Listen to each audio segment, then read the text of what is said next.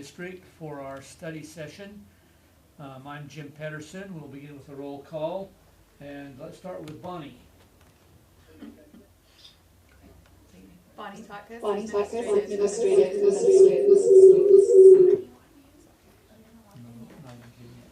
Anne Marie. Anne Marie Harrison, teaching and learning. Nate. Nate Bryson, board member. Rebecca.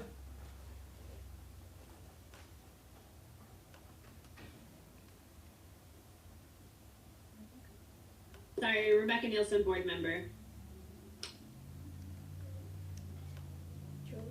Julie. Julie Rash, board member. McKay. McKay Jensen, board member. Todd. Todd McKee, secondary ed. Keith. Keith Rattel, superintendent. Melanie.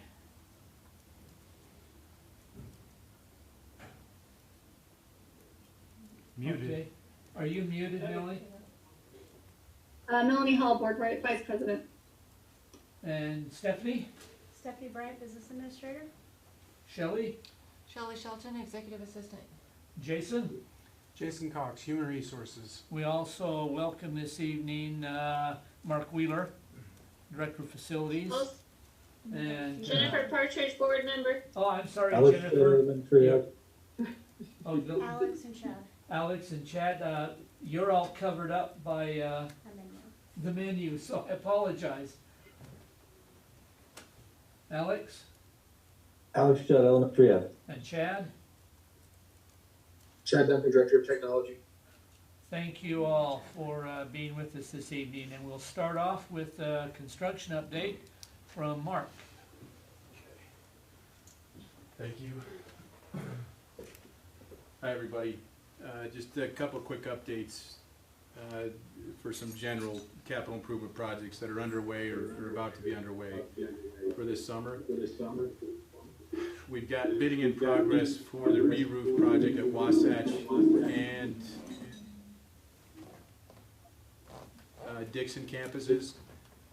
There's a pre-bid walkthrough this Thursday morning. Plans were released to contractors as of yesterday. There's a lot of good interest with those projects. So I'll be reporting back to you as the board in our next study session, the results of those bids. We're also close to releasing documents for the parking lot expansion at Dixon Middle School as well.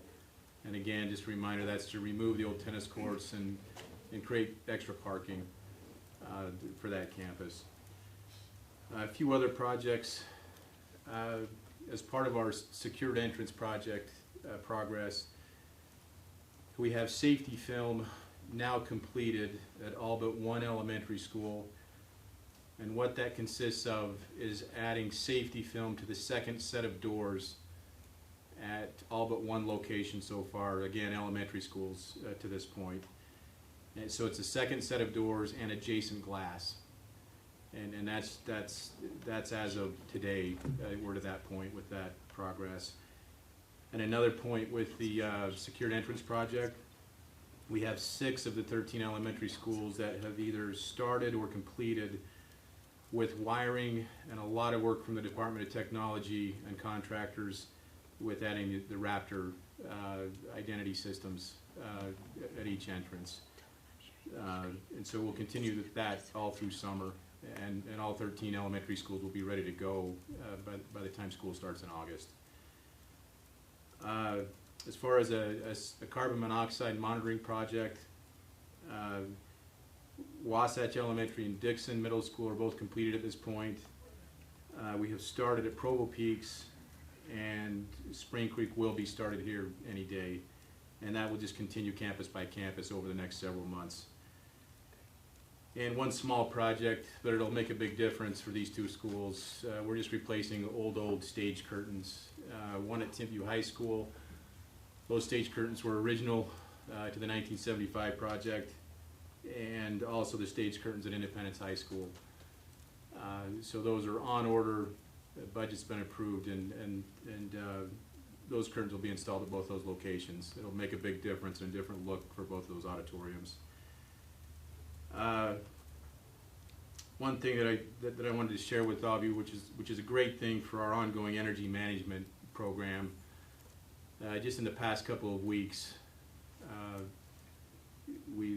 our energy consultant, our in-house energy consultant, Mitch Swenson, has caught $74,000 in billing errors. That's a big deal. And so you can see how that, having someone full-time help us watch every single utility bill that comes to the school district, it makes a big, big difference.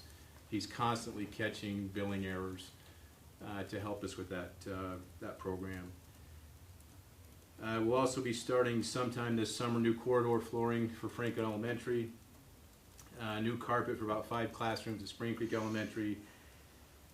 And if you remember a discussion we had recently about placing some monuments for the Benoist family on Benoist Park, and also for the Reese family at Provo High.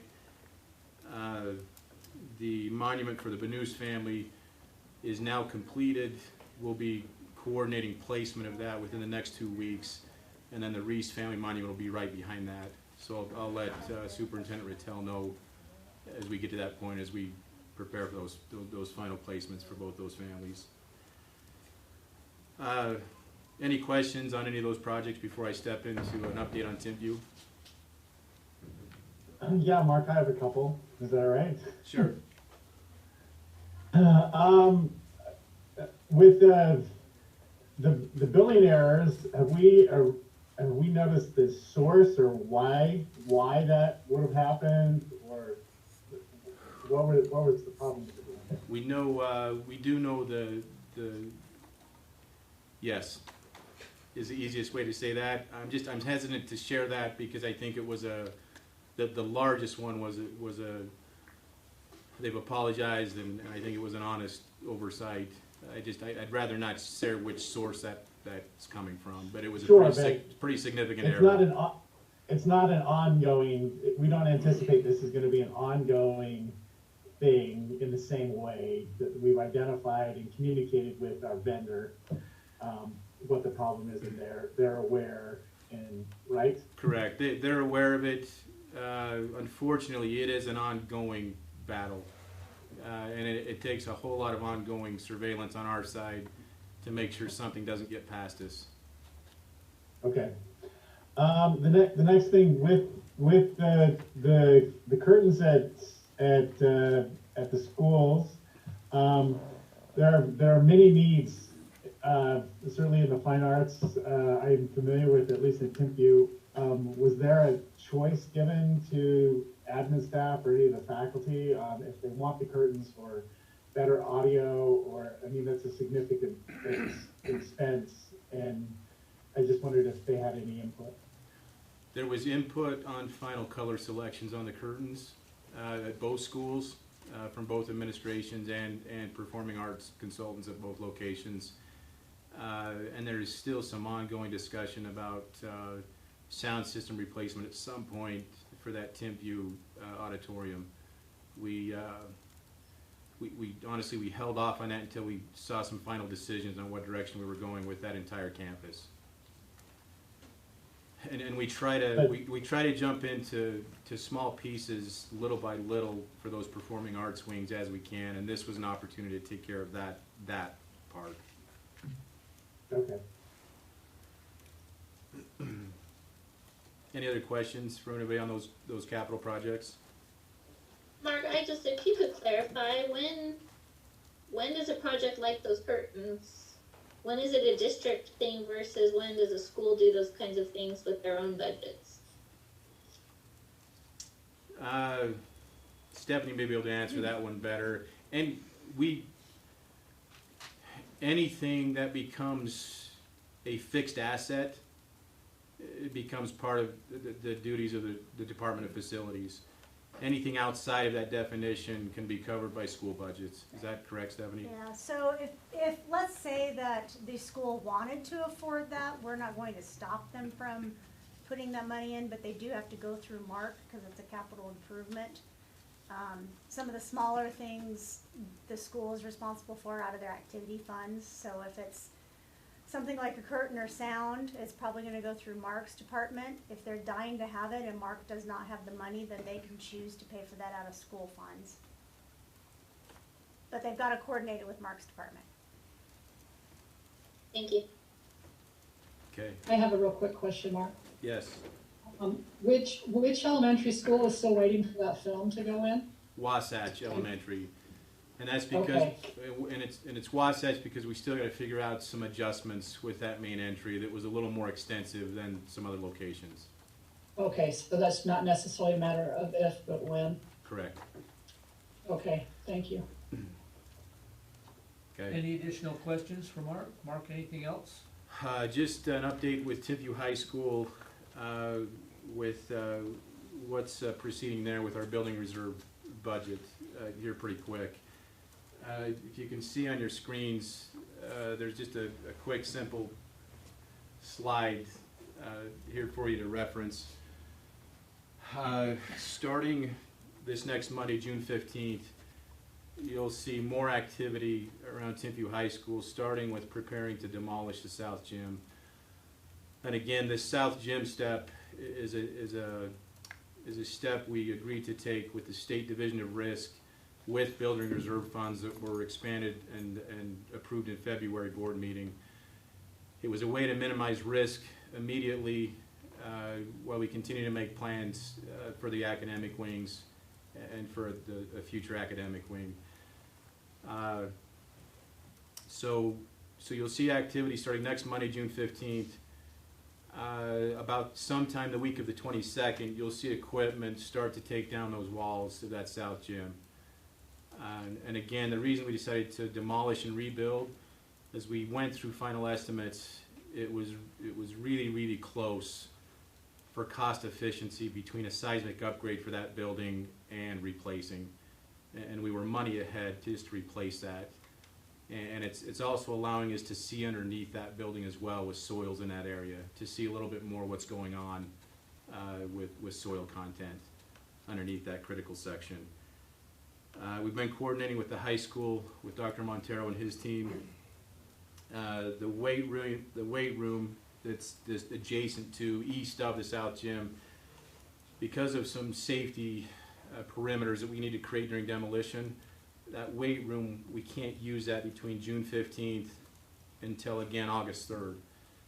So we're working with the high school to figure out how to accommodate what they have going on with summer sports programs, especially football right now, and how we can have some temporary use somehow of those weights, whether it's in another location or however that works out. Can you go to the next slide, Shelley? Any questions on that before I go to the next slide? Okay. These are some notes about the other step that's part of this first step. The existing south practice field directly south of the south gym will become a construction staging area. Because of that, we need to move and create another practice field, which will be in the south park area. That you won't see site work starting on that until about July-ish, and that will continue through October, and then it won't be usable until spring. But at least it'll be ready to use for spring sports while we continue to use that south practice field as a staging area for a while. Until that time, we've offered options to the high school to use anywhere from the open grass area west of the two softball fields here at Foxfield and or Grandview Field as options for practice fields needs. And that's still under discussion with Timpview administration. The existing playground will stay as is where it's currently placed. We will fence that so that it'll still be available to be used by the public during construction of that south practice field. We still have to keep a 100-foot perimeter around that existing well house, pump house, as per coordination with the city. So that'll remain as is for long term. Can you go to the next one, Shelley? And then these are just some additional notes. Some I've already mentioned, but some are just for your information. Gym use, for example, while the south gym is under construction, the school will still have access for assemblies dance competitions, sports, whatever it may be in the Thunderdome and the North Gym. And then when the South Gym's complete and we start seismic upgrades on the North Gym, they'll have the South Gym and the Thunderdome available. So at any one time during this process, they'll have 2 gyms available for use. Ongoing plans for the new 3-story academic wing to replace the south and west existing academic wings.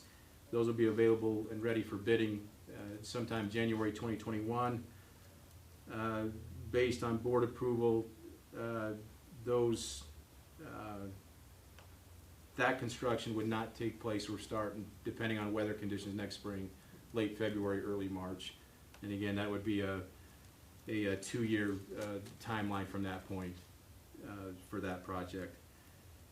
And again, the areas of the school that will not be touched with this approach will be the Performing Arts Wing, the North Commons area, the main offices, the cafeteria, and the Industrial Arts Wing. None of those areas will be renovated and have any part of this phase 1, and that will be determined by some future date of approval.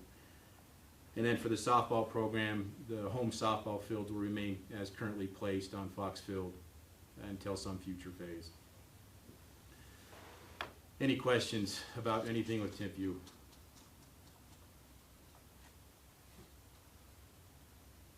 Mark, I have a quick question. Do we know the actual cost of what the South Gym is going to be? We're still working on those. Right now, best estimates are in the $6 to $8 million range.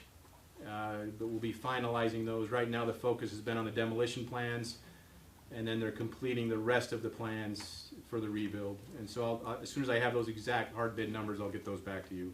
But that's the range we're looking at. The other question I had was looking at the South Field there. It looks like you're adding 2 more tennis courts. Is that correct? Yes, thank you. Yes, part of that park process, practice field, we will add 2 more courts. It'll allow TIMPU to be able to host region events like Provo High is able to now with their new tennis courts.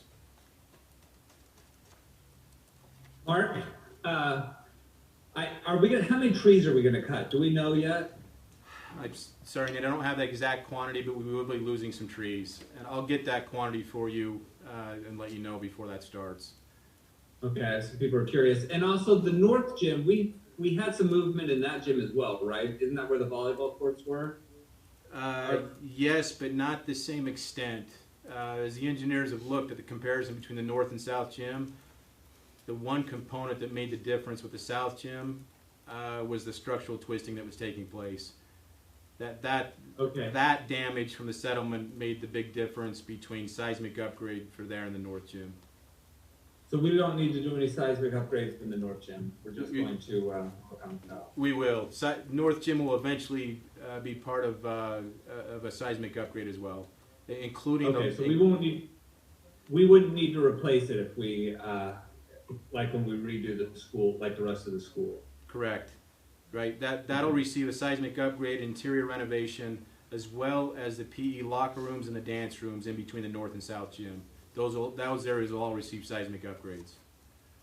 Okay, thanks much, Mark. Yeah. Any other questions?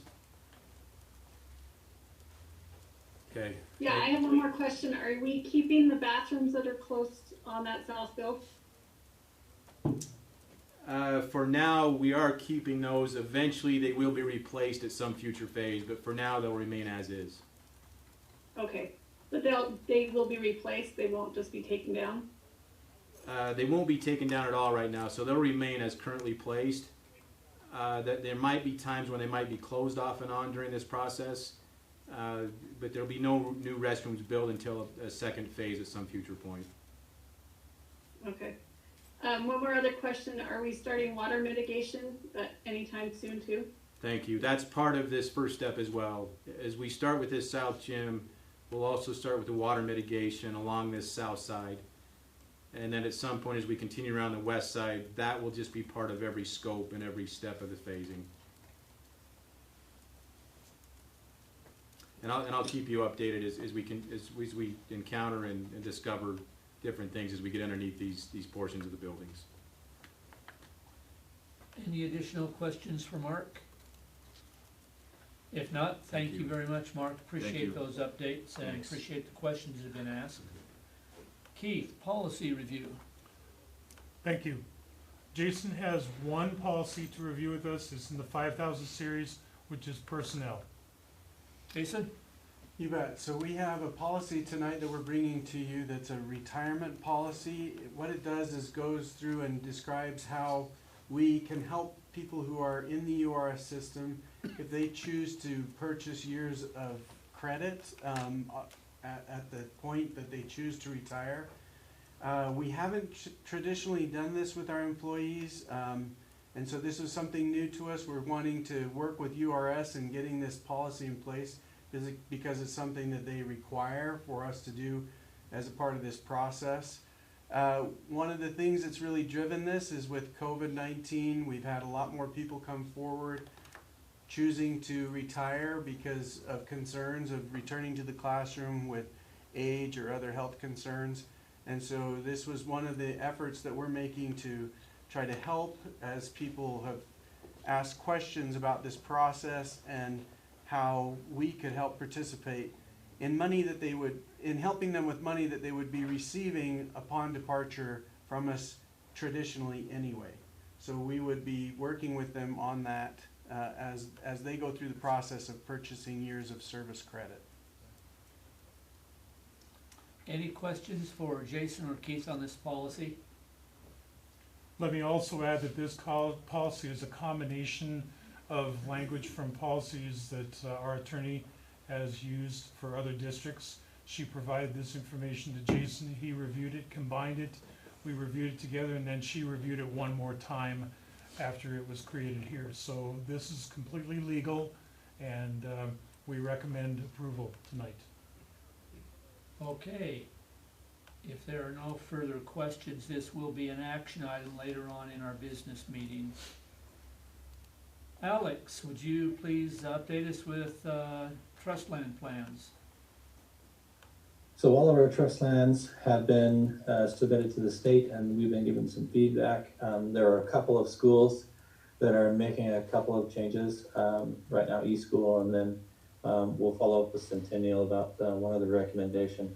Our request tonight is that we make an official approval of the School Community Council trust lands plans tonight with the few adjustments that need to be made for the next coming school year. Thank you, Jason. Any additional comments or questions from anyone on the board related to the trust land plans? Julie, I would like to thank you again for keeping us all on track and moving us through the process with the reminders. And, Thanks, Julie. Thank you all for doing them. appreciate everyone on the board for their efforts in reviewing those plans. And you know what? Since Bonnie's here tonight, I'll thank Bonnie. She's the one that really keeps us on track. Thank you, Bonnie. Thank you. Todd, would you address item F, proposed standard for grading? Yes, good evening. As we mentioned 2 weeks ago in the board study session, we're bringing to the board this evening a recommendation to change grades for the fourth quarter of the 2019-20 school year. I don't think we can overstate how difficult the school dismissal was for the months of March, April, and May, both for our families and for our teachers. And we recognize fully the incredible work everyone put into trying to get through that difficult time. But once grades, however, were entered, we recognized that there was clearly a disparity in how grades were issued, even though we tried to provide some guidance and some tools to help teachers and students through this. There was still a disparity. About 30% of our students received no grade, which doesn't have an impact on grade point average, but it does have an impact on credit for those kids in high school. So our recommendation is that we replace all the no grades with a pass. It still would not impact the grade point average, but it would confer credit for those courses for students in high school that are seeking graduation. Board, any questions for Todd related to the standard for grading? I've got a question. I'm wondering, it's kind of based on a brief conversation I had at Provo High just in the hallway with the teacher right at the end of the school year. Really unrelated to this, but it's making me wonder about this. How are the teachers that issued no grades feeling about that kind of being, taking place of the no grade that they issued? Are we okay with all of that?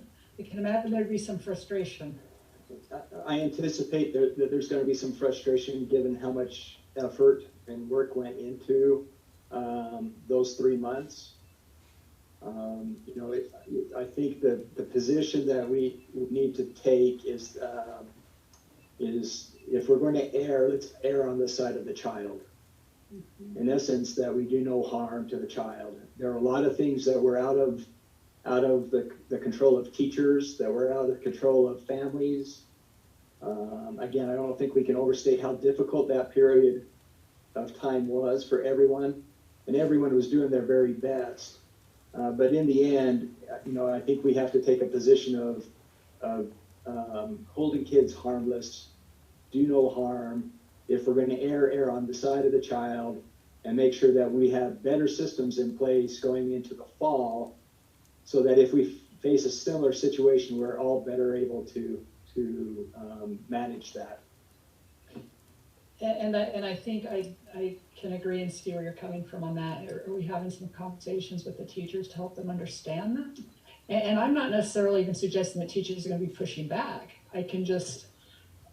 I would hope that we're talking to them and helping them kind of get where we're coming from and not just rolling over the top of them. So we haven't opened that conversation yet, but we fully intend to open that conversation given the board's action this evening.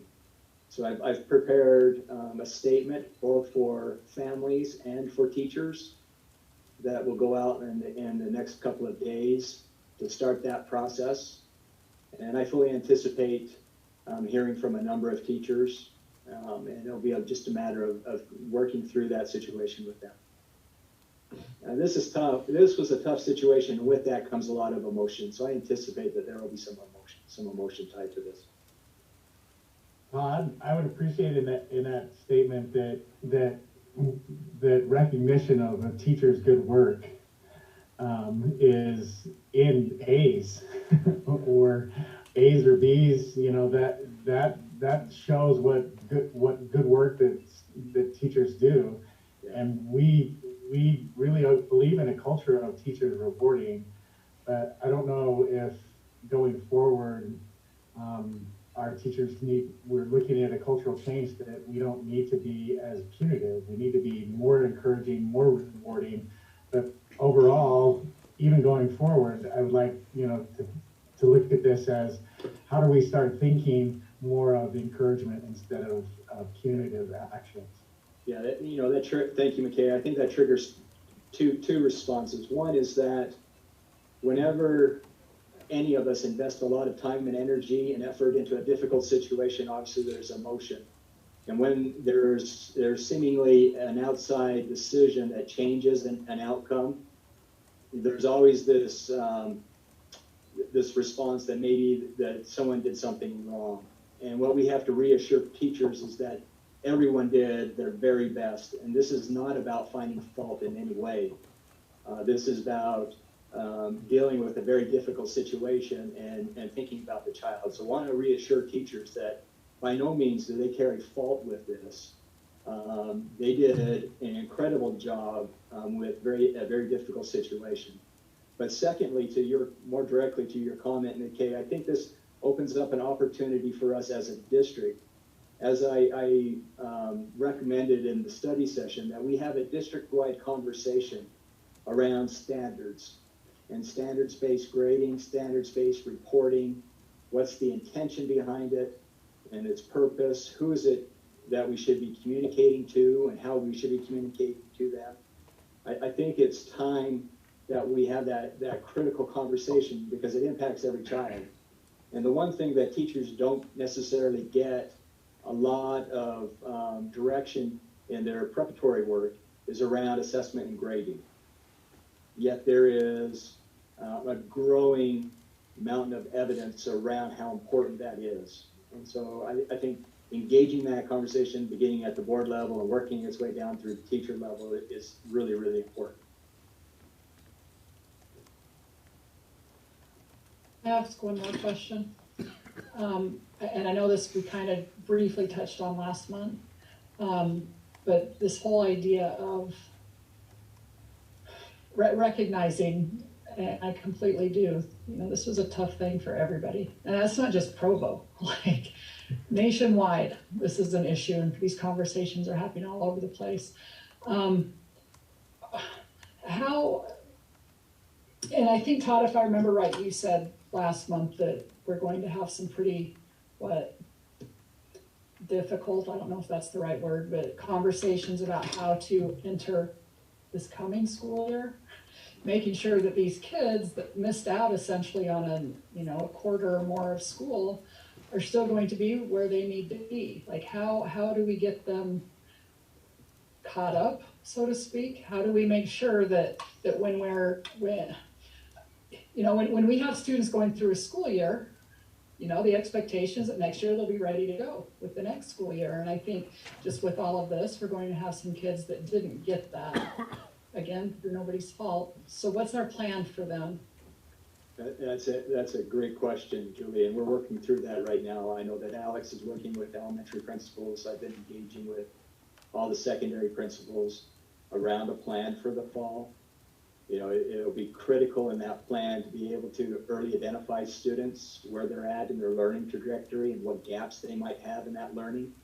And then not necessarily to remediate, but to actually accelerate their learning to get them caught up and on track where we would hope they would be at the beginning of the school year.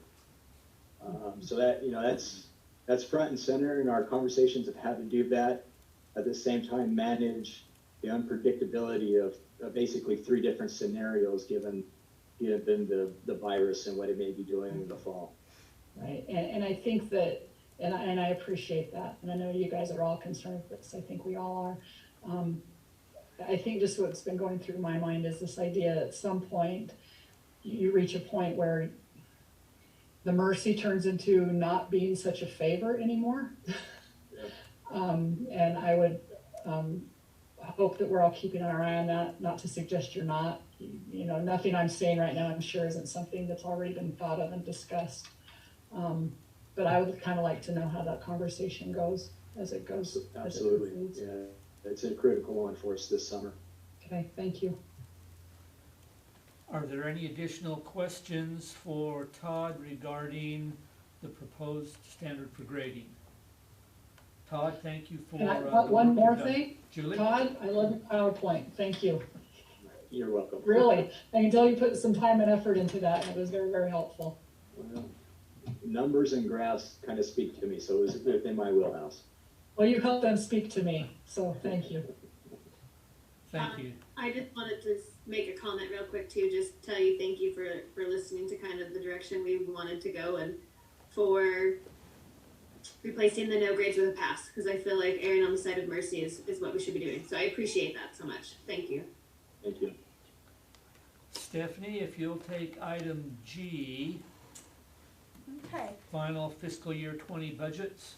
Okay, so if you recall, at the May 26th study session, Joe brought you the presentation for the tentative FY21 and final FY20 budgets. This has to be done by statute. So we are asking for approval of the final FY20 budgets tonight in the business session. We did have 3 changes since that meeting at May 26th to make some final adjustments as we close out our year. This is pretty normal.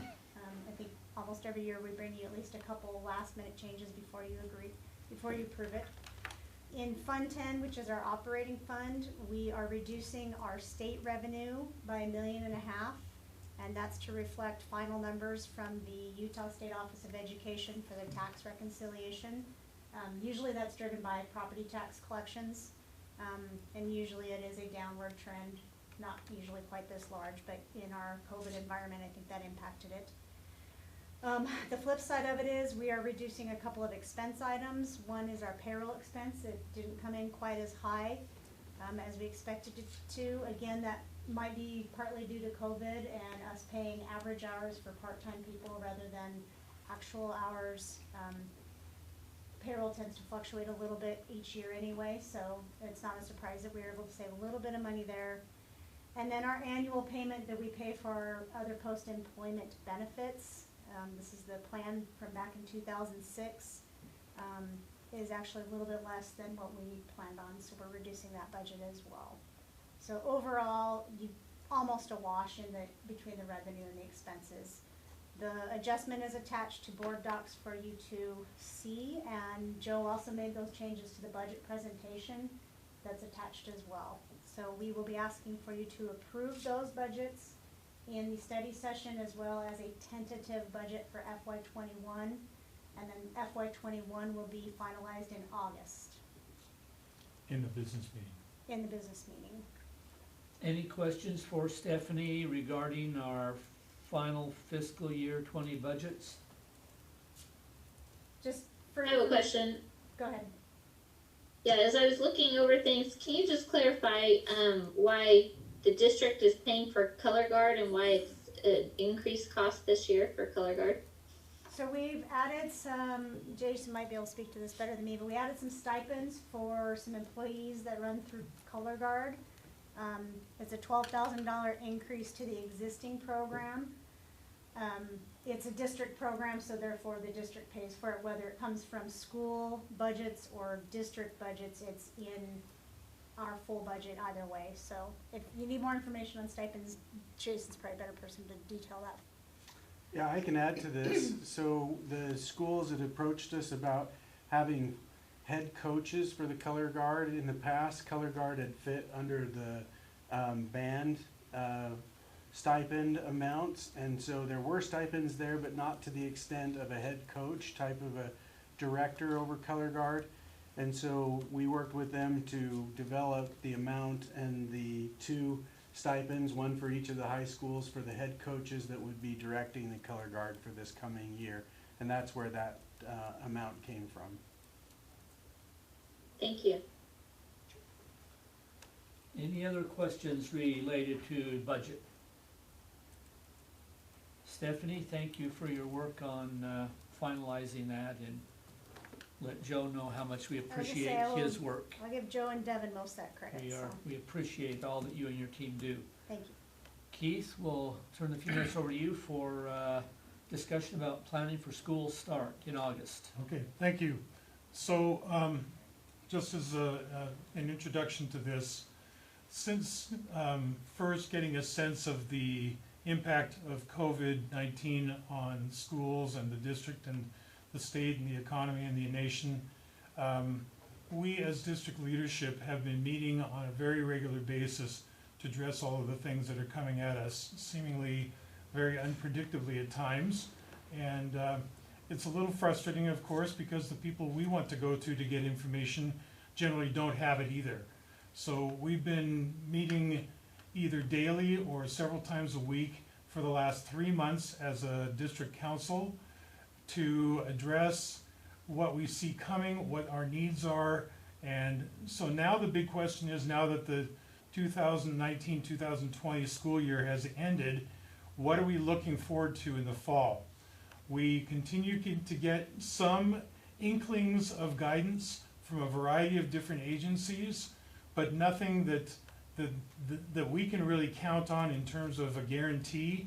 That's no surprise, because I don't think that anyone in government or the health department has any clue exactly where we're going to be here in 2 months. Nevertheless, we have school to get ready for. We have parents who need to make plans. We have schools that have to run schedules and assign teachers and classrooms and on and on and on. So we have been going through some discussions. We expect by the end of next week, based on the outline I'm going to provide for you tonight and also whatever feedback you share with us, we think that this will serve as a general guideline to help us structure what's going to happen when we return to school in the 3rd week of August. maybe the 4th week. I haven't looked at the calendar recently. So to summarize what's up there on the screen and being shared generally, we are expecting one option is that we may be returning to a green setting.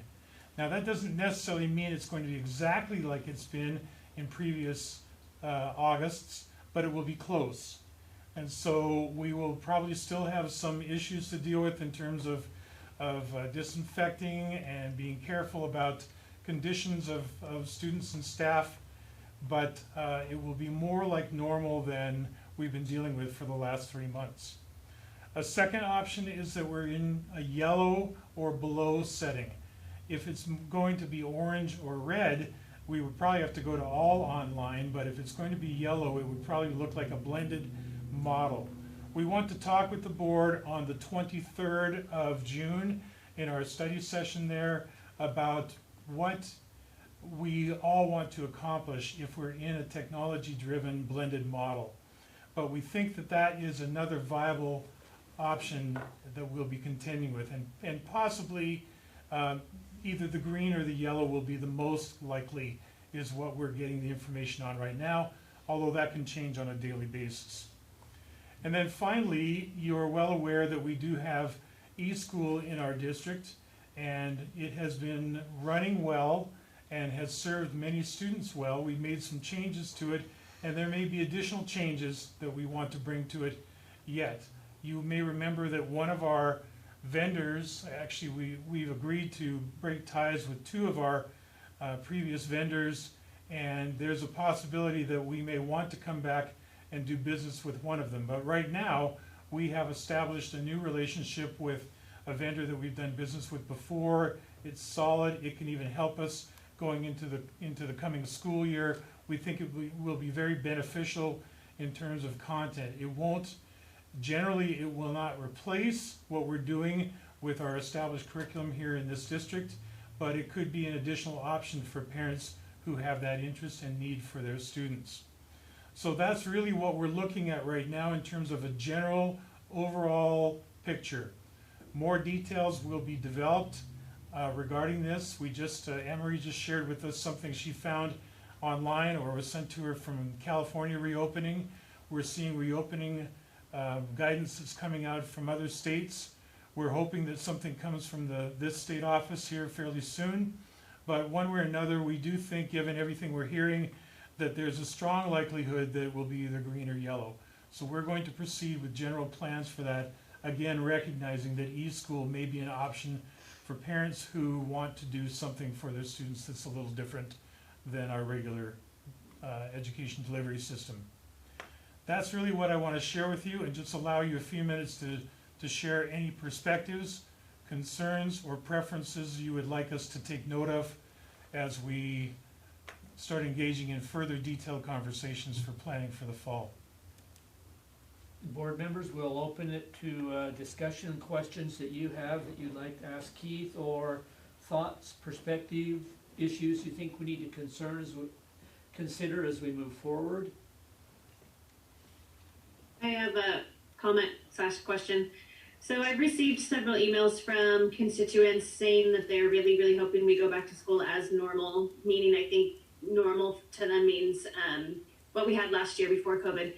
And a few of them have brought up some interesting questions, and so I'd like to see what happens in certain scenarios. But for example, say a student has an IEP that requires outside playtime on a playground, and if we're not able to go on playgrounds, what happens in those certain cases where certain things are required for certain students and we're not able to provide that due to COVID? What do we do in those cases? We'll probably have to review that with our special ed director, and that could be a last minute thing that we resolve just before the school year begins, or that could change as the year begins, and then if there's the anticipated spike of some kind. I don't know that we have an answer to that right now. I know that the state is issuing guidelines to districts about general rules for meeting IEP goals and requirements. Some things simply have not been possible, and that could be one of them. We don't know the condition we'll be under in the fall, but that might be one of them that we just simply cannot honor. certain things have not been possible given the social distancing and the technology and the not being at school in the direct physical presence of a teacher. So it's possible that that could fall into that category as well. And in a case like that, does that open us up to liability issues when if we simply cannot provide it, but we're required to through an IEP? Well, IEPs matter a lot, and we honored them. We try our best to honor them, but we have protection when we're getting guidance from both the state and federal government, special education rules telling us what we should and should not do for the larger goal of meeting the COVID restrictions. So we would have to work that through. We're not going to, and we will also consult with our attorneys on this to make sure we are not doing anything to put this district in jeopardy of facing lawsuits. I'm just curious because it feels like in situations like this, our hands are tied and it's kind of a lose-lose situation on both ends. And obviously I'd love to prevent that, but when we can't, we can't. I have one more question actually. In the end, will it be our choice how we open our schools, or is it going to come from the state or the health department? Who's going to, in the end, decide how we open our schools? I think it's going to go the way that it went this past spring. As I was reminded several times, I and the board do not have statutory right to close our schools or to adjust how we're going to be running our school program according to state guidelines that are issued to us. But as long as we can live within those, work within those guidelines and meet those standards, we will have some flexibility. We've been doing a pretty careful job of checking everything that we're proposing with whether it's the state office or the health department or attorneys or whatever, because that's our exact goal as well, Rebecca. We want to make sure that we are offering exactly the program that our students need, but we are not overreaching our bounds here. It's a very delicate dance we're trying to do. Absolutely. Yeah. One more question. Thank you. Sorry for dominating with my questions, but we currently offer e-school for K through 8 and not 9 through 12. And so is that what you were referring to when you're saying we may want to reestablish relationships with some of our previous e-school providers so that we can again do 9 through 12? That is a definite possibility. Okay, because that was one of my concerns. If we offer that to K through 8 but not high school age kids, I'd be interested in looking at that possibility again, because I just feel like a lot of what I'm receiving from constituents is saying if they see a blended model, they're going to opt for something else, e-school or homeschool or whatnot. And so I just want to make sure that option's available if that's the way they feel like they need to go. Todd, the arrangement that we just made with BYU Independent Study, would that apply new credit for high school students? Yes, it could. Okay, so we will have that option. Yes, and the way we've run the online for grades 9 through 12, Rebecca, is that students are still taking online courses in high school. They're simply doing it through their home school, through either the high schools or potentially through the middle school. So there are opportunities there for them. We've just been running it through the home schools rather than having a separate e-school to manage the kids. Got it. Okay, so there is that option then. Okay, yeah. Perfect. Thank you. Thank you. I think Jason wanted to say something regarding the special ed question. I just related to that if there comes a time when we can't offer specific things to students that are in their IEPs, we have the chance to make things up back through compensatory services. In other words, if things aren't put on hold for a period of time due to the state's decisions about health, then when kids are able to then return to us, we make up those services in capturing additional time and offering those opportunities beyond what we would normally offer to try to make up the time lost. We're doing some of that this summer. So okay, that's great to know. Yeah. That'll be good to pass on to some of the people who are emailing me. Thank you, Jason. McKay. Yeah, can you just talk to us a little bit about our relationship with the Utah County Health Department? It's been good. We've had 2 online Zoom meetings with the 3 superintendents and other representatives of their districts, the ones here in Utah County. We've been working with them, talking with them regularly. A nurse by the name of Suzanne Livingston is coordinating a lot of that, but we do hear from the director as well, Ralph Clegg, and others. We frequently have doctors, physicians, nurses, and other healthcare providers on those calls to coordinate things. And I will also tell you that thanks to the Utah Health Department, I believe we're a lot more coordinated between our 3 districts than we have been. We still have more work to do on that, but there is some pretty good coordination going on there, and the Utah Health Department is helping us.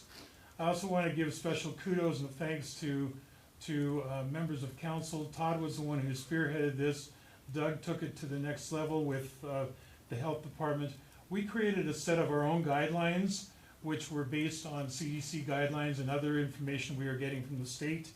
And the health department has modified those a tad, but they have pretty much adopted those as county-wide guidelines for getting access to schools. So kudos to our people who are leading out on this. And also, I believe our relationship is such that they're able to coordinate and help us, and we're coordinating and helping them.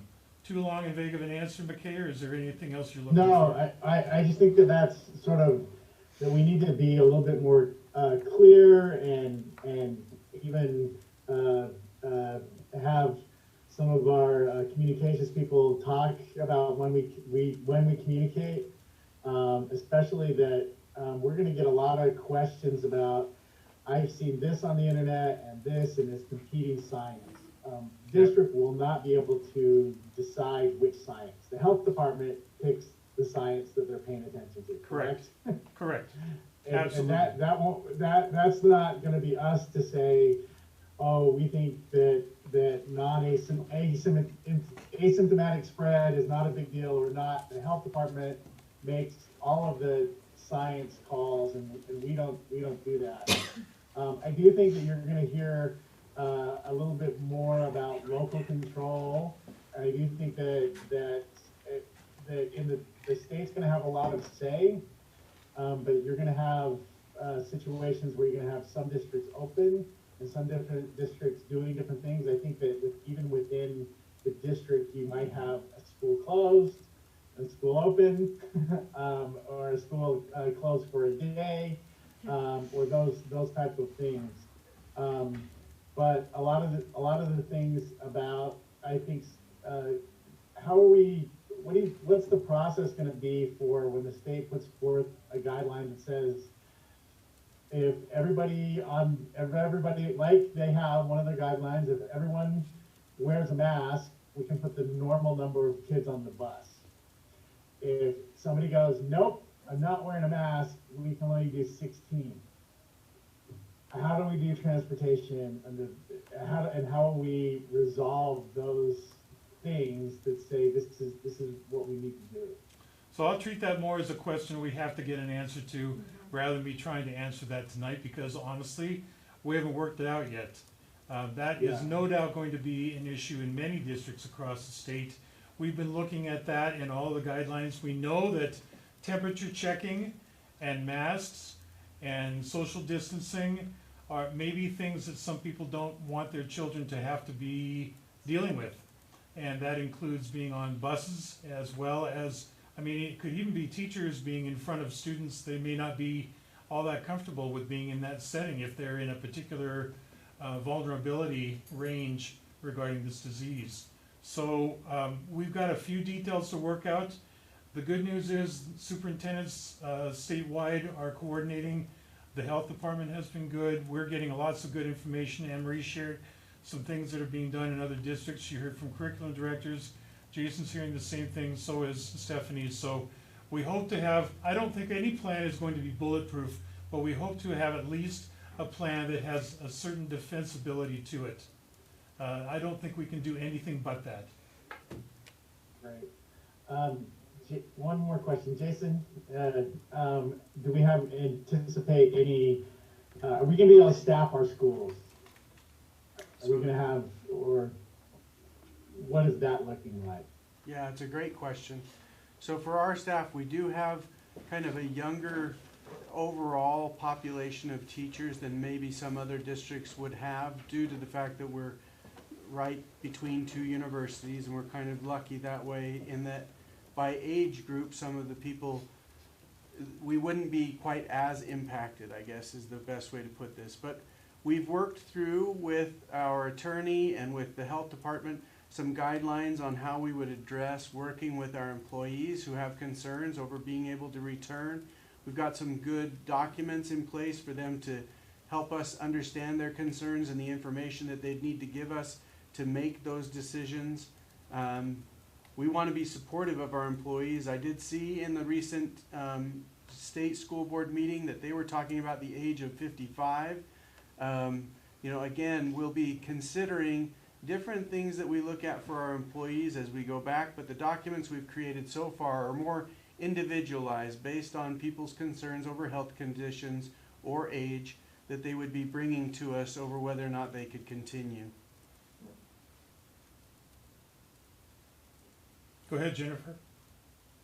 Right, so this is a concern that I have, and I don't know that our group has an answer or if it's even the right group to address this concern, but when thinking about a blended learning model, I've heard the idea out there of maybe, you know, half school comes one day and then the other half the next, so they're alternating which days they come.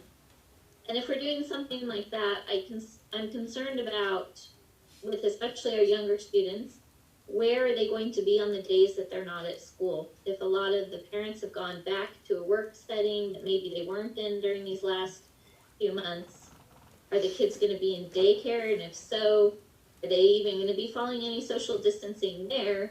They might as well, if not, they might as well be in school, where we could maybe help control that a little bit, and we're helping them learn where they're not going to get that if they're not at home with parents who can be there and help them.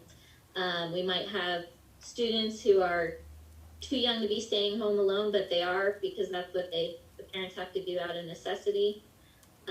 So I worry about those kinds of things, and what we've seen generally is the kids are going to learn best when they're at school.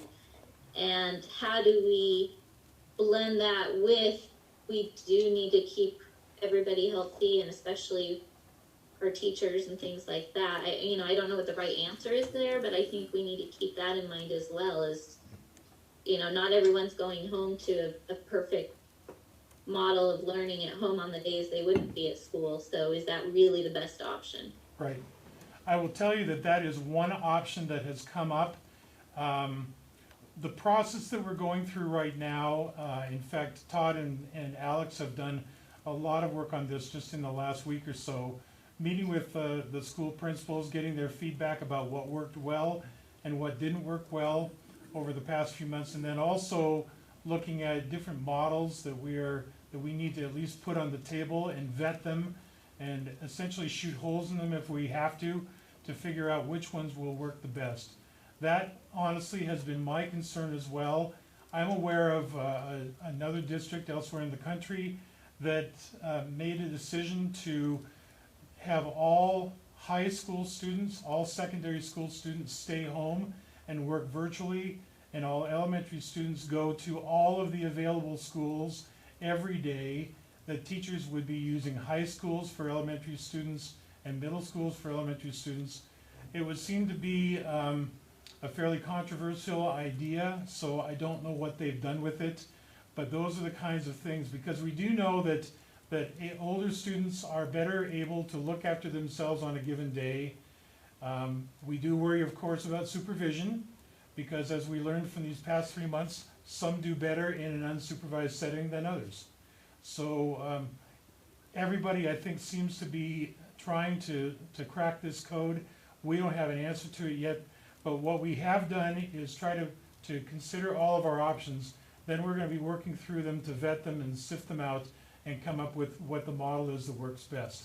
The big challenge on this, and I don't say this to offend anyone here or in the community, will be these things cannot be decided at the school district level based on preference, individual preference. These things must be driven first by the best thing to keep our students and staff safe. assuming that we're going to still be in kind of a perilous condition regarding COVID. If not, if it goes away, if it evaporates over the summer months and doesn't come back, then we can proceed with fully green. But I don't think you'll find too many people in the education business right now in this state or elsewhere who are going to say that's likely. We're trying to prepare for what happens next. And it's real possible we're going to have to go to some type of alternating day block. Now, some of it might come up to students work on their own in a supervised setting while teachers are teaching a smaller group of students. I don't know. We still have to crack this code.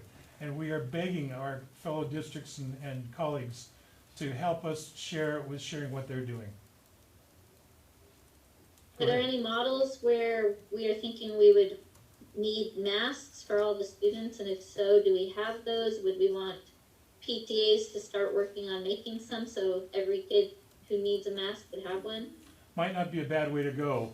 We have seen a couple of models that suggest that we will have to have full social distancing and full masks for everyone in our buildings and on our buses. And we're also trying to deal with what happens if somebody says, I need to ride this bus, but my child is not wearing a mask. I don't want to get into a quarrel with anyone, but we have to look after the entire district, not individual preferences. And that's the difficult thing, because some people will feel like we're railroading them. It's not our goal. We're trying to be fair and consistent. And to add on to that, Keith, I would hope that the state will recognize that. This isn't the only place these conversations are happening. So guaranteed we're going to have people that say, I refuse to wear a mask, and others that say, we have to wear masks. You know, what if you have kids who are immunocompromised? Right. You know, and so this whole idea of knowing and having to jump into this on our own, I don't know that we're gonna have to worry about it that much. The state's going to have to provide some guidance and some, allowances, I suppose, Yeah. one way or the other, because you start talking lawsuits pretty quickly on either side. Yeah. And so I think we can have confidence in that. We aren't going to be left doing this on our own. We had a conversation about this in council about 3 weeks ago. Mark Wheeler has taken on the task of trying to find out if we can get plexiglass separators that we can put on desks of students, if that can help us with the social distancing issue or the lack of transmission of germs. We're trying to figure out whether or not that's a viable solution as well. We know other districts and school systems around the world have been trying something like that. How effective they are, we don't know that yet. But that's part of the creativity that needs to be employed here to see if there are viable ways to deal with these things. And there's always challenges with supplies. I mean, we're trying to get our hands on hand sanitizer and at least masks for our employees. We start having to provide masks for every student every day. I don't know that the mask manufacturers could do that nationwide. Right. And we're just one district, 18,000 kids and about 2,000 employees. So 20,000 disposable masks every day will be quite a challenge. So, I mean, personally owned masks. Jennifer's idea of possibly getting volunteers to help us with this may not be a bad plan. I think we're going to be hearing something more concrete happening before we meet in July on the 14th. We may be bringing some policies forward too. We may have to have those in place as we deal with this. I know some people will feel that that's really bossy and draconian, but again, we're responsible for every student in this district, not just a few. And just to clarify, we will have masks for employees. Those are ordered and should be here in another week or two, washable masks. Thank you. Okay, yes, Stephanie's done a good job of placing orders for masks. Doug's taking care of the orders for thermometers, and on and on and on. So, but to do it district-wide for all students, every day. not only is funding a question, but just getting your hands on those supplies could be next to impossible. Right. Sorry, Rebecca, I cut you off. No, that's okay. No big deal. I know this is a couple of guesswork questions, but I gotta ask, is there any indication of when we're gonna find out the recommendations that are gonna come from the state?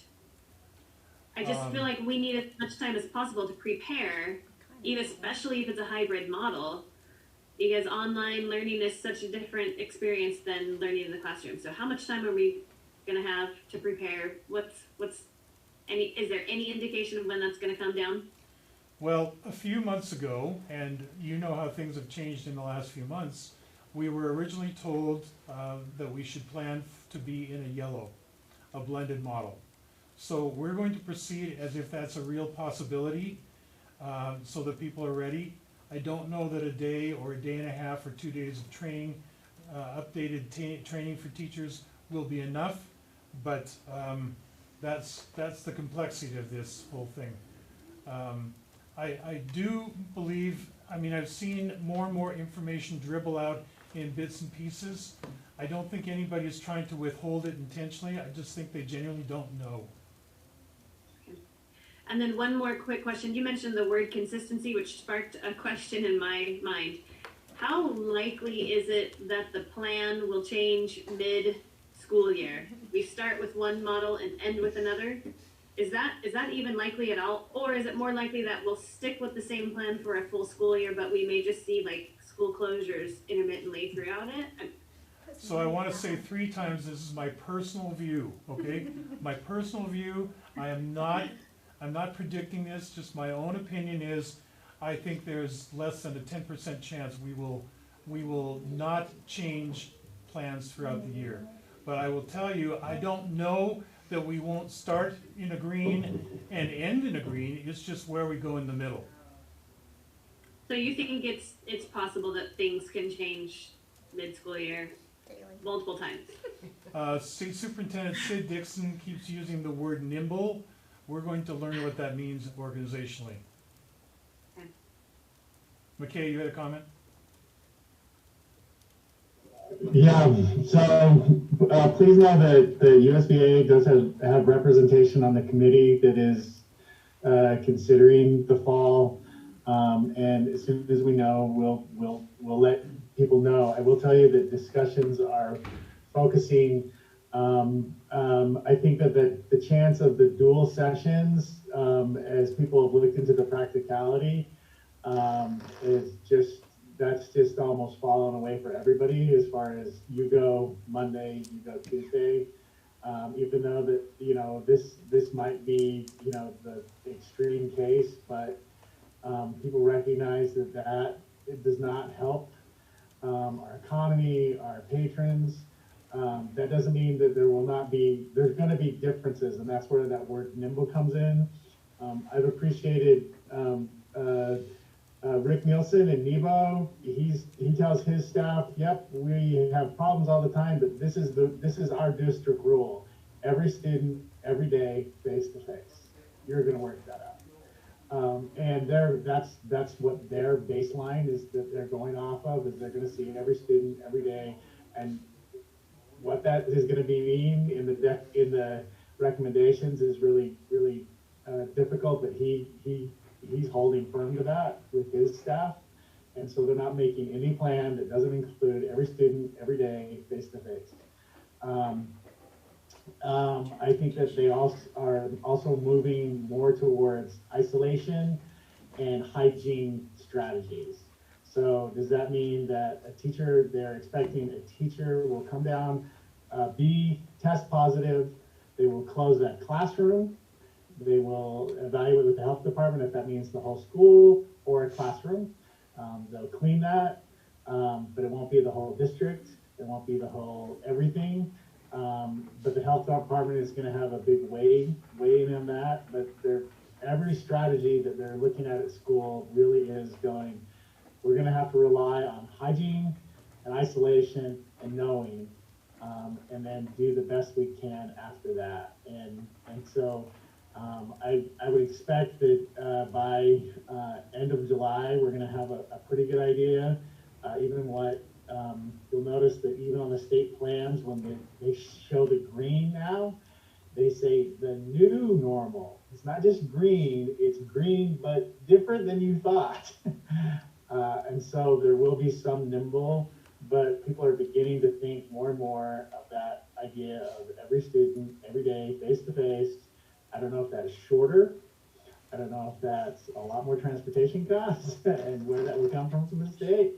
I don't know, but that seems to be the direction. But all these things in dealing with the public is we're going to be asking new things of people for sure. Agreed, agreed. Okay, Melanie and then Jennifer. Quick question, are we looking at maybe doing a survey of our parents to see what things they liked or disliked of online schooling? Yes, I've started to draft a survey, and Karen Brock is aware of a survey from an educational company called West Ed, and she's going to get that to me, I believe, tomorrow, so that we can blend the provo-specific questions with some general questions that have been developed by an external agency. Okay, great, thank you. Yeah. Is that survey gonna also include what they hope to see coming up in the fall? Yes. Because I've seen lots of surveys going around. That's a yes? Yes. Okay. We hope to be able to nail down how people feel about returning their students to school in a yellow, returning to students to school in a green, which is of course a modified normal, and then whatever other options we think are appropriate. Jennifer, I was just scratching it. you weren't saying hi? Okay. Okay. So if that's it, I mean, I appreciate your input and feedback. We're going to be seeking public input and feedback as well. I don't think there's any questions that during the last 3 months there has been more outpouring of support and appreciation for teachers from parents than I've ever seen before in my career. Parents were very supportive of the work the teachers have done to just what they normally do in the daytime that perhaps we don't give a lot of thought to. There was a lot of thought being given to it for the last 2.5 months of the school year. So I'm certainly hoping that we can get a lot of cooperation and understanding with everyone here. This is not a situation of our making, as you know. That we're not alone in trying to resolve this. So our goal here is to do the best thing for as many people as possible and ask everyone to continue to be flexible and willing to be part of this. Thank you. McKay, did you have another comment? Okay, thank you, Keith. Appreciate the discussion on opening schools this fall. Stephanie, would you like to open up our discussion on item I? Sure. So, as you all are aware, the board hasn't formally adopted a resolution for a bond, but the guided direction is to have a bond this November. And in that case, we need to start giving some thought to how we are going to manage the district's informational campaign, as well as make very clear that any political issues committee is separate from that information campaign. As you know, we got with Y2 Analytics to get a survey done on the 2019 bond and get some ideas of how we can better provide information to the public, what the public's perceptions of our information was, etc. We've reached out to Y2 Analytics again to ask if they would be willing to help us and consult in an informational campaign for the district. In executive content, we have a proposal attached that you can look at. I think my goal here is not so much to have necessarily, there's no formal approval of this, but just for the board to have a brief discussion on how you think you want to address that informational campaign.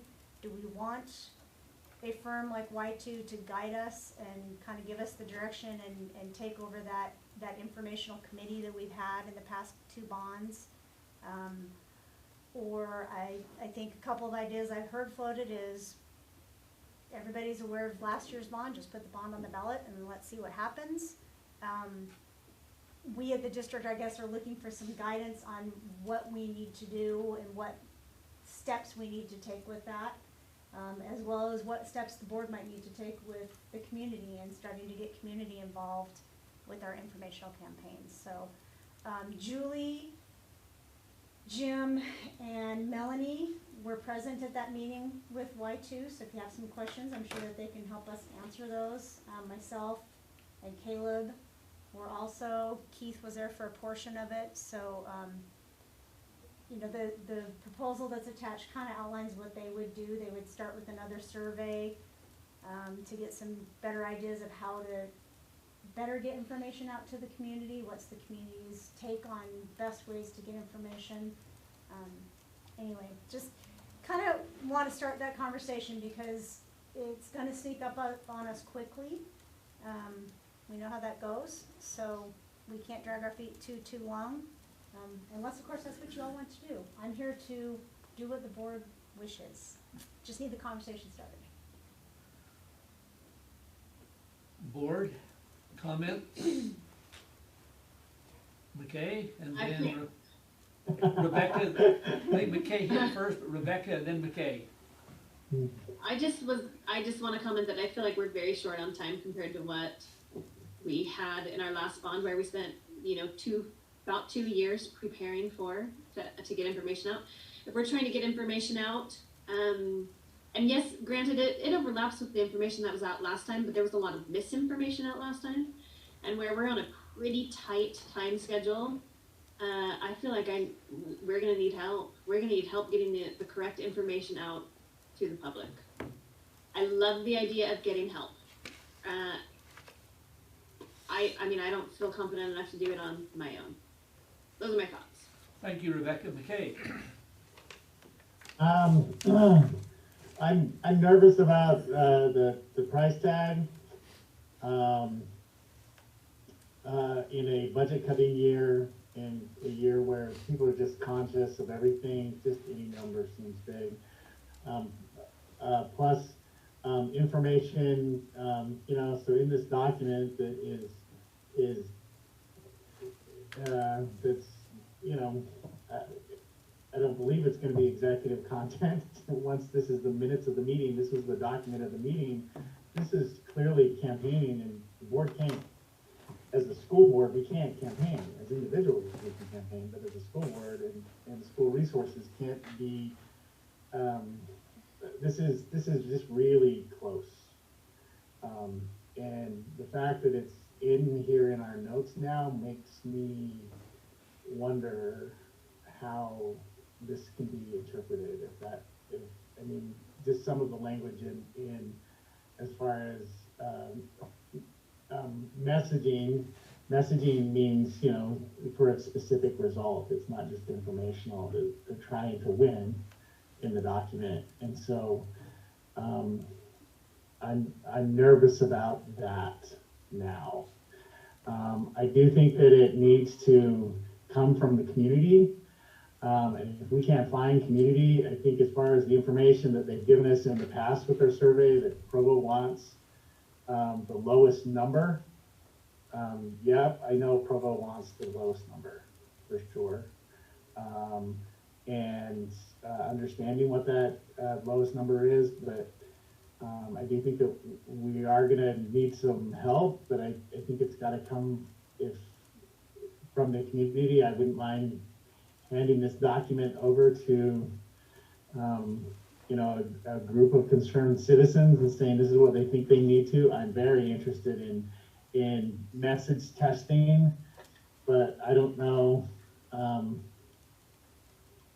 I don't know what we're going to get from for $29,000 that almost doesn't come off the top of Nate's head. And we are committed for either this works or the MBA. I've seen we are going to need to engage some of those people that opposed this before, that are offering their support, and say, hey, you told us we were stupid and now this looks good. Tell somebody else this looks good. Great. We need you to do that. And we've been a little behind in doing that, probably because of, you know, COVID, and it's harder to get people together. but I've still seeing good things and good feelings from people about doing doing what we can, and even if that, it's still a coin toss when it comes to election. I don't know what happens between here and November. And I think that spending $29,000 is also a coin toss minus $29,000. I don't know how much we get. Thank you, McKay. Other comments? Jennifer? My concern was similar to McKay's. I just was wondering, maybe those who were there when Y2 talked to you, if you could elaborate. Looking at their proposal, I'm not sure what value they can add that we aren't aware of the information we can give. So what is your perspective on that, and do you feel that worth spending the money? Melanie? Julie? I know when, this was kind of, and you guys, the rest of you can correct me if I'm wrong, I know that this kind of tossed out there. We didn't talk a whole lot about what what you see in print here is kind of what they told us, and we just said, you know what, throw something together. There's my recollection, and my, was that there was no, let's, we did not express an intention to move forward. It was kind of a, put something together, we'll see what it says. So honestly, Jennifer, I think you guys probably have as much information as we do. Really, it wasn't a big part of the conversation we had at all. We had some questions. We were talking about the survey that they did, getting more information that way. It wasn't about this. I don't know. Am I wrong? Can I just add? A lot of the conversation was how we as a district need to be able to get our information out better, because as somebody already noted, there was a lot of misinformation out there. So despite our efforts of having meetings at every single school, there were people that were saying, I wish they'd had meetings. Well, so a lot of the conversation we had was Y2 helping aid us as a district with our informational meetings, our information. I'm going to use the word campaign, but it's not a vote yes campaign. It's an information campaign from the district under informational only guidelines. Because as we saw, despite all the efforts we made to get information out to the public, a lot of people didn't know about it until they saw it on their ballot.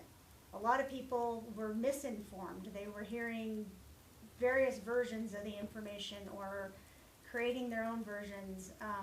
So a lot of the conversation we had with Y2 was in that direction. How do we get the information out? What can they do to help us to get that information out? McKay, you noted in the proposal that you felt like it was a little too much campaign driven. I could see where a couple of those bullet points might lead somebody to believe that. We could obviously change that. We could talk to Y2 and say we need to make sure that this is very informational driven, not campaign driven. He actually commented, the person who did the proposal said that they could, if a PIC was to be formed in the community, they could help the PIC, but that would be a separate proposal. So he's not looking at this as a PIC proposal, he's looking at this as informational. It could be adjusted in the language if we're concerned that it looks too much like a campaign, which we all know has to be completely separate from the district. So it's really about how do we get the information out there? Do we feel comfortable doing it ourselves again? Or do we want some help and guidance to get that extra boost in the community that apparently was missing last time? And I think, just to add on to that we are talking two separate things here. Y2K thing, the PIC thing, they are not one and the same.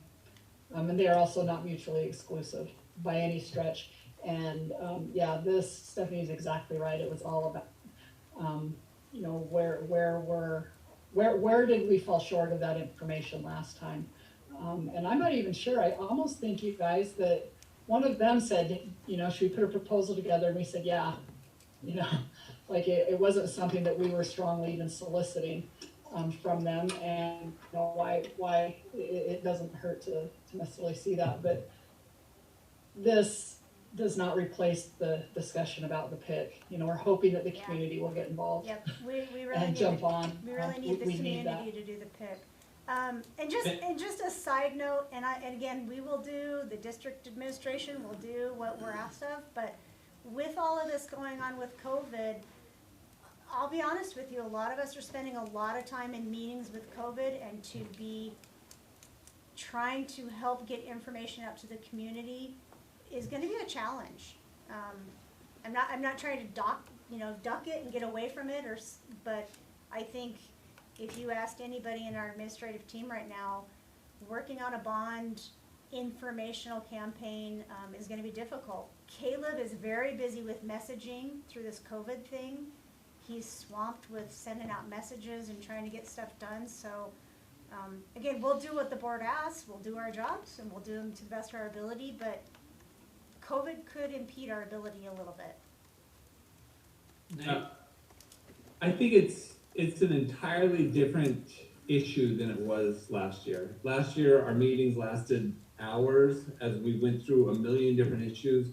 This time, we've already knocked down the South Gym, at least by the time we run the campaign. It's just a matter of, do you want to pay $64 a month or $68? Because we've already moved forward. So I don't know that it will resemble anything like the last campaign, just because it's already a done deal. And it's much more simplified too, as well, Yeah. as far as how many issues we have on the ballot. I have a quick question. Maybe Nate, you can help. You're a finance guy. The price tag is steep, like McKay noted, and I noticed that same thing too and cringed a little. But how much, if we can have a successful information effort, I'm going to use the word effort, Stephanie, rather than campaign. That's a good If word. we have a successful information effort from the district, that helps people really understand what we're trying to do and why we're doing what we're doing, etc. Is that price tag for Y2 less in the end than the price tag it will be if we're forced to do an MBA because the bond does not pass because people did not have correct information? Does that price tag seem so steep in that case? I guess it's just a thought. What do you think, Nate? Financially speaking, it's going to cost us more to do an MBA in the end, right? Yeah, it costs more to do an MBA. I just don't know if we're getting $29,000 worth of value from them. I mean, they already told us that we shouldn't run this bond. That's kind of what I got from their first messaging. And now maybe they can tailor a campaign. And if we have people who want to donate to figure out how to run a successful campaign, I'm fine using Y2K or whatever it is. But I don't see using district resources for this. It's just too close, like McKay said. It just seems like we're cutting the edge, especially when the real question and the details of what we're doing is so clear. Anything beyond that is just campaigning, and then it seems like we're on a razor's edge.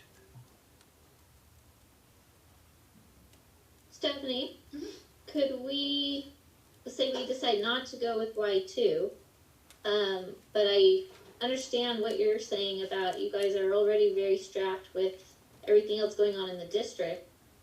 Could we hire a new part-time employee to help with some of the messaging and some of the putting that information, like helping Caleb get the information out there at a cost that would be less than what we would have paid Y2?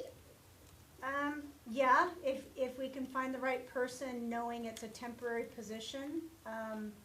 I'd have to ask Caleb, and I don't know if Jason knows any of this, but if there's, like with accounting, you have account temps and Robert Half. I don't know if anything like that exists for PR, but that is an option we could look into, is just hiring a temporary person to come in and help us with at least the PR and messaging part. Yeah, I'm not aware of that. We'd have to look into it. Yeah, I don't know how difficult it would be to get a good person part-time, but that's certainly something we can look at. And I think that's the thing, is that to get somebody that would add value more than somebody just doing what they're being told to do. Somebody with that kind of expertise, I think, would probably cost us more than this. And I don't know that this proposal, the question I have, and this is a little bit of a diversion, but somebody needs to help me clear up my thinking. When we did this thing with Y2K and, you know, we put out that request for proposals and we decided to go with Y2K, my memory is that they said to us at that time, we're gonna stick with you through the bond. If you do a bond, like, that's ringing in my ears. So I'm wondering what they were referring to then that's different than what we need now. Yeah. You know, like, why aren't they, maybe that's not the right way to say it, but what were they talking about? Yeah, I think. If this That's probably a good question information to ask. campaign is now different. What was that, Stephanie? I said that's probably a good question to ask them. I know when we met with them last time, I specifically asked them, is this part of the original proposal to move forward into bond? And they said, no, we'll get you a new proposal. So we could ask them. I remember that conversation from the original Okay, I was gonna say, interview. am I remembering that wrong? No, Like, you're that was, I remembering it thought, right. one of the reasons that they were kind of, that we were kind of, what? It's why we went with them. Exactly, that's why we liked them, is that we'll stick with you through the bond, they're going to stick, like, and I remember those were, we will stick with you through the bond. So now I'm wondering, I was in that meeting, so maybe that's a question I should have asked, but again, this proposal thing came out at the end of that meeting. Let's do a proposal, and that's not what we talked about. And so I think I had assumed that most of that meeting was fulfilling that we will stick with you through the bond. So I don't know, I'm a little fuzzy on that. Okay, So sort of the last philosophical, like, approach to the bonds, for me, the main difference between the winning side and the losing side, us, wasn't necessarily a huge gap in the quality of information or the quantity of information or an opportunities for information. It was who was giving community members the information. And it was the school board, superintendent. That's why they attacked us individually, and they attacked very specifically the superintendent, because all the information was coming from the school district. If we were even going to consider this, I would want them to know, how is this not school district information? I need a community group, if there's an opposition group, to go against a community group. It needs to be a community discussion and not a district. And that might sound like I just want to go, hey, district, sit on the sidelines, but a little bit, that was the main difference. And why, in the end, when Y2K surveying said they don't trust you, they trust their neighbors, and their neighbors were people that didn't have a title, even our surrogates, even good people that were helped us, they asked us in the end, okay, why don't you weigh in? Or, Nate on the Facebook post, why don't you do this? It was always district information against community information. And plus, it was a huge number and a complicated bond, and everything was against it. And so the simplicity of this, if the community doesn't sort of step up, I'm sort of resigned for that extra $4 a month. But I do think that we need, the one part that we need to do, probably as board members, or is just to find those people in the community and say, hey, we tore down a gym. Are you interested in having the school whole at a lower cost? Are you willing to say something? Are you willing to do something? And because we need it. And if not, we're gonna pay for the MBA. And because we've got to have some of the community folks talking to other community folks, because last time the district talking to the community just didn't work. And everything that we did was always interpreted as the district. Every button, they thought its source was the district. Everything, they just thought, that's why they wanted our emails. They just thought it was, from the district. And communities have to build schools. They just have to. And they love our schools, and I think that we just have to say, hey, go to school. Julie? I think I think, one thing that we did talk about in that Y2K meeting was the idea, because yeah, exactly what McKay said, we've talked about this a lot. We do it this way or we do the MBA, and we kind of know that that's what has to happen. We've been saying forever, we aren't making this stuff up. The school is falling down, we have to get it fixed. Like, that's the reality, regardless of how we message it. However, we also don't want, as we talk about this, to come out as if, vote for our bond or we're going to nail you with an MBA. Like, it will be really easy to sound like a threat. It's the reality, but how will it be interpreted? I think the other thing that makes me a little bit nervous, and this, I don't have a solution for this, but you guys, we had those engineers come, and how long did they talk to us in front of the room and told us exactly, and then right after that, the 2 or 3 people that were in there said, oh, they're lying to you.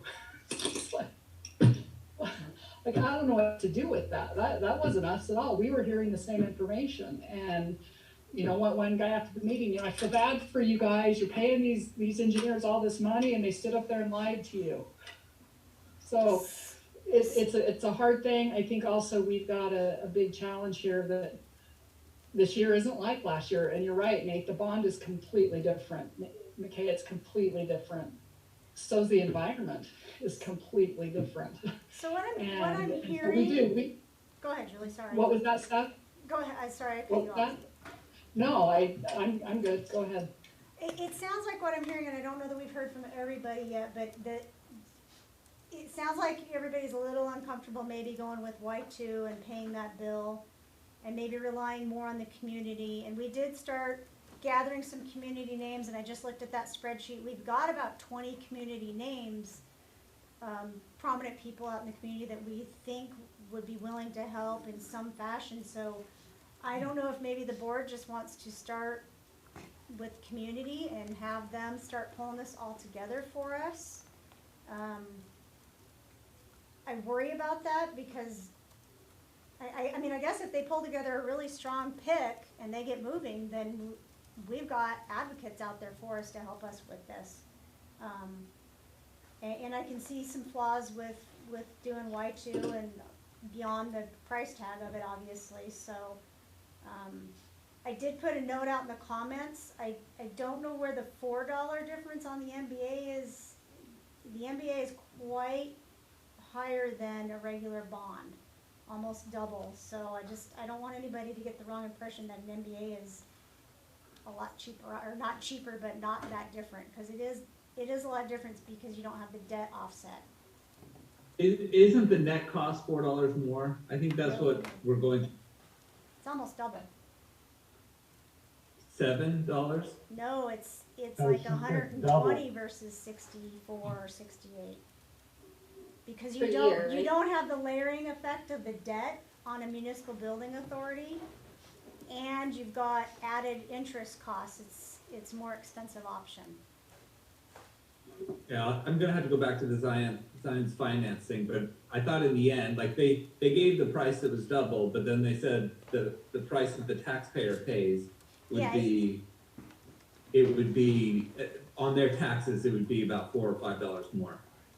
Yeah, the tax impact information they sent me that I had attached to board docs at that meeting is almost double.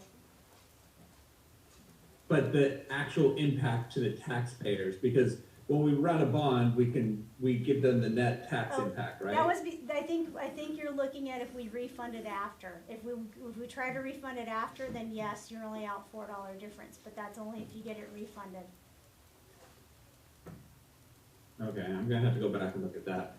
I mean, why would it cost, it doesn't even make any sense. Why would it cost twice as much, to borrow the same amount of money? Because I mean, that makes no sense financially. you don't have any debt layering in, so when you do a debt levy, you've got the existing debt dropping off to offset your increased debt. On a capital levy, which you have to use for MBA, you don't have that. And that's where we get our net cost, but essentially we have the same thing, for the taxpayer. If I was a taxpayer and I'm paying taxes, my impact would be only $4 more because the money's still falling off on the debt levy, it's still falling off, but, on that particular levy, it stays high, but it's offset by the other levy where the debt's falling off. I'm trying to pull up the documents. Let me clarify that, but that was not how I read it from Zion's, but we obviously need to clarify that. Yeah, Okay, because you I'll get both with Zion- I'll talking get- about per year? Yeah, per year for Per the year. average taxpayer. Okay, cause I was gonna say, if you're talking per month and Stephanie's talking per year, then we're kind of on the same No, page. No, it's all it's per the year. per year for the average, taxpayer. Okay, I mean, it doesn't matter, but it doesn't make any sense that it would cost taxpayers twice as much, because the only thing that's different is you pay a higher interest payment. And you don't have any debt layering to reduce and offset your impact. Yeah, but the debt layering is just it's a financial instrument. It's not, I mean, it's just, that's No, just an it- accounting, No, it not actually, necessarily how much it taxpayers affects your pay. tax, it affects the tax rate that you set with the county. In that particular levy, it doesn't affect our overall tax, levy. It does though, because your debt levy is part of your total tax levy, and if you've got a layering effect to offset your debt, therefore your debt levy is less, it does affect your totals. Okay. Maybe we need Okay. to have Zion's come down and explain it again. That'd be great. I'm not, Nate, I could be interpreting it completely wrong, but what I got from I did- Zion's was that that other option is a much It larger just makes, impact. it makes no sense that we would pay twice as much overall, to borrow the same amount of money, unless the interest rate was like 10 times the rate. No, it's not And that it's not high. gonna be that big of a difference. Let me I mean, the rates are- clarify it with Zion's. Jennifer, you got another question? Well, I just wanted to, what Stephanie was starting to say, just kind of my thought on, I do agree we should, put most of the work towards the citizens and have them get out there and really advocate, for people to vote for this bond. But in the meantime, we will need to have on the district website, and the district will still need to put out some information. People will still wanna come to us and see what we're saying and why it's needful. So we still will need our PR people to prepare some things, but just not to the level that we did last year, because it is not as complex of an issue. How long do you need on next time? Not very long. Okay, Well, yeah, 10 not very minutes. long, yeah, 10 minutes. Okay, I'm just trying to manage the next couple of items that we need to cover on our agenda. I appreciate the comments that have come in and would just reiterate that this is not bond planning that we're doing, but we are evaluating what we did last time and some things that we may need to consider in moving forward to make sure that accurate information is made available. I just wanted to clarify again for any of the public who are listening that this is not bond planning that we are doing. This is just a discussion about how to effectively communicate the information that needs to be shared and perhaps the most effective way to clearly communicate that. Are there any other comments anyone would like to make on this? So just in summary, do we have, I think what I'm hearing is we don't want to move forward with Y2. We want to do a community effort, and the board will start contacting people on the community spreadsheet that we started. Can we clarify with Y2 what their original initial proposal, however many Yep, months I ago can do was? that. I think that would be good to clarify Y2's position, where they're at in our original proposal, as we look at moving forward and then determine whether or not they become part of our information. Okay, I will get back with Y2 then. Okay, I think that once we have that clarified, then I think at the same time, we need to continue to move forward with community members who could be effective in helping communicate.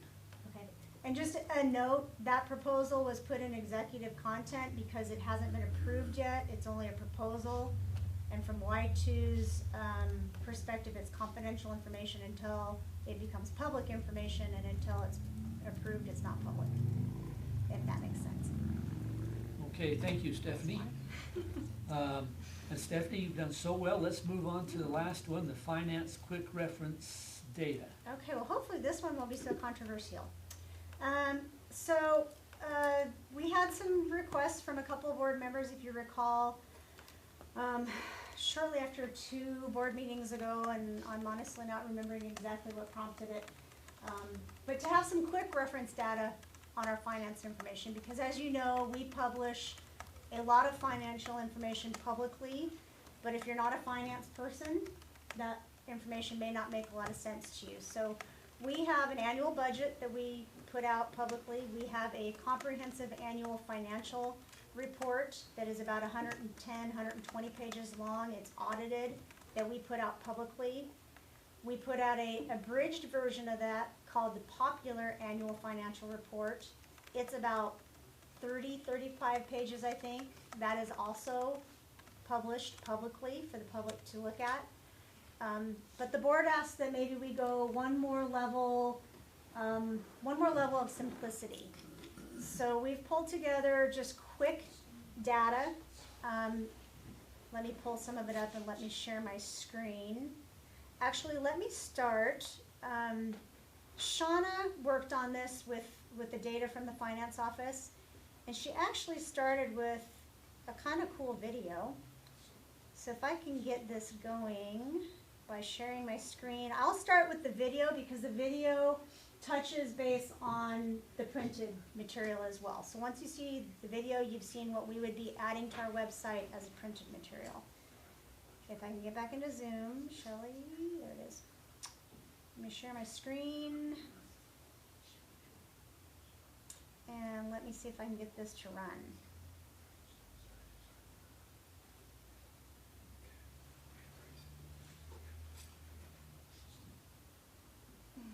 Can everybody see that? Or is it just me? It goes to another screen, so you have to go back to what you want to share. Oh, okay. Let me Finish the video. pause. Thanks, McKay. Let's go back to share screen. Stop share. You sure? Sorry, thought I had that figured out. Be sure and click the Okay. computer audio. Okay, now. And sorry, McKay, you said do what with audio? There should on the share screen there should have been a checkbox that says share computer audio so we can hear it. Oh, If I it think has it will. audio. Here, I'll move it by Shelley. Okay. Let's see if I can play now. There's no play button. There it is. Mm-hmm. Can you hear it? It's just music. Okay. I won't worry about music.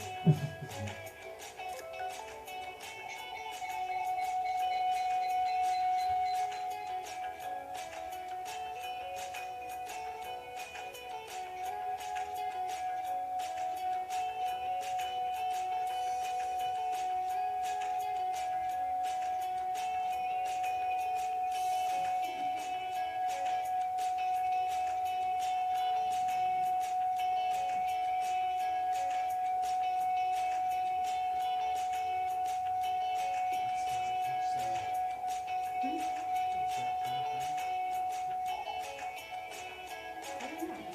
Shouldn't be. Alright.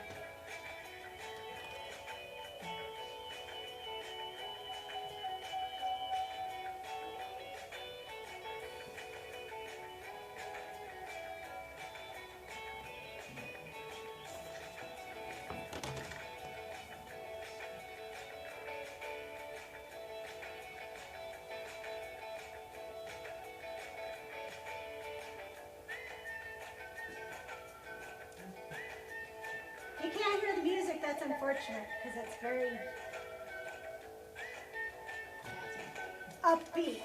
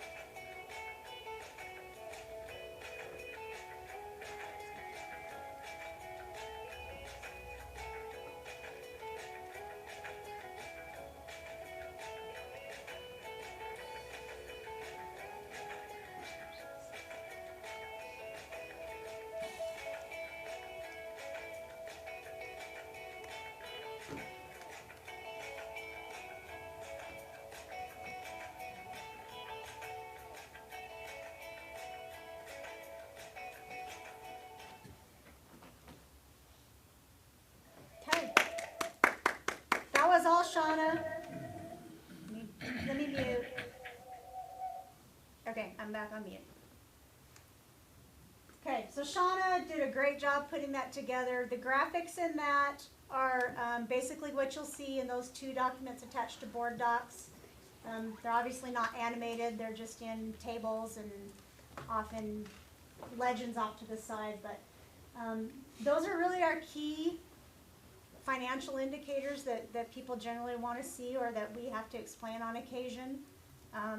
You know, we could add a lot of information to that, but at that point it starts getting lost in the weeds again, and it's not such a quick reference. You start adding too much to it, I think you're back to, we should probably just guide people straight to the district website to see all of our annual reports. So if you all think that's good work and good information, we can get it posted. Shauna's also going to include that in our summer newsletter, the printed versions of that, obviously not the video. Any thoughts? I just wanted to say thank you so much to everyone who put this together, because this was my request, and to everyone else who agreed to it. But I feel like it's going to be super helpful to answer the questions that most people have, those basic questions about our finances, and we can refer them to this. And if, like you said, if they want to get deeper into it, then we can do the password after, but this is going to be super helpful for people. So I'm super appreciative to everyone who's involved. Thank you so much. Thanks. And then again, a lot of kudos goes to Shauna on this. We provided her the data, but she prettied it up and made it look nice and took it even to the level of the video, so. Any other questions for Stephanie related to the finance quick reference? I would also like to say thank you. Okay. It was great. We'll get that posted then. Just a reminder, item K, hopefully you've had a chance to check the consent calendar, a chance to review that, everything that is there. And can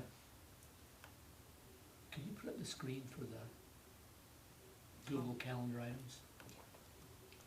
I've asked Shelley to put up the upcoming Google Calendar items.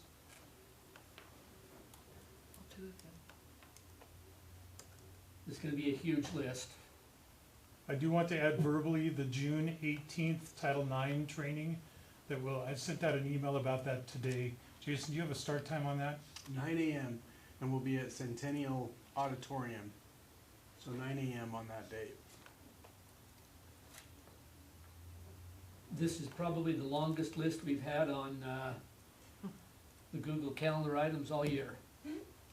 We have a meeting scheduled for a study session on Tuesday, June 23rd at 7:30 a.m. And then we have a study session and business meeting on July 14th at 5 p.m. And with that, is there a motion to adjourn study session?